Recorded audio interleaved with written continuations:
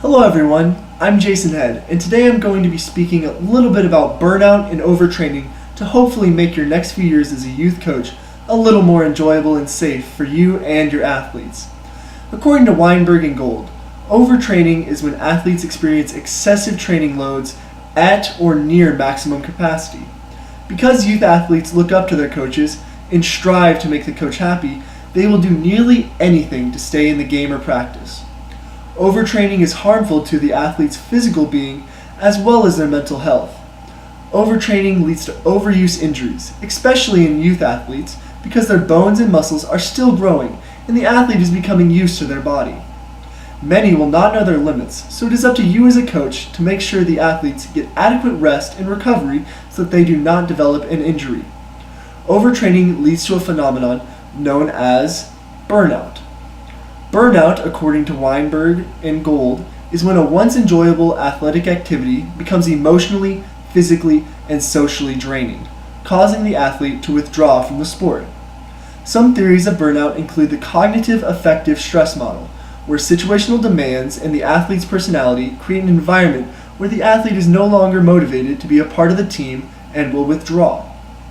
The unidimensional identity and external control model, which states that the problem is within the organization of the sport, where athletes will put all their faith in being a good athlete and lose their self-image, and when their personal idea of self is shown not to be true. In the entrapment theory, which states that athletes may become stuck in a sport that they don't want to be in anymore because of social constraints or a coach-parent involvement. Burnout is especially damaging for youth athletes because it harms their developing sense of self and associates physical activity with a negative connotation. Quitting a sport also leads to social stigmas being put on the child, which can lead to an individual losing their group of friends. Weinberg and Gold state that burnout is caused by 4 factors. 1. The physical concerns that the athlete may have with their bodies, such as overtraining and losing games due to their own physical being. 2.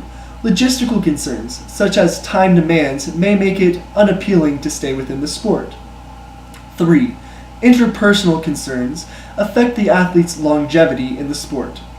Practices take a huge chunk of the day for athletes and may interfere with their daily routines in a way that debilitates them socially. And 4.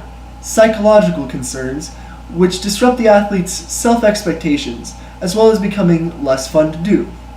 The athlete's enjoyment of the game must be paramount to the coach. At the end of the day, in youth sports, the score on the board does not matter.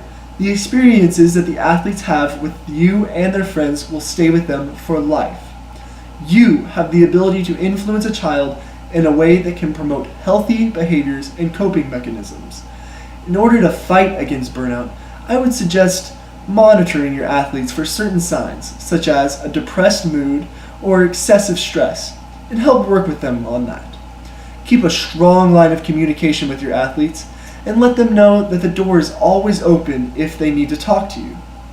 Tell your athletes that the practices are optional and they should take as many breaks as necessary to keep their mind and their body strong.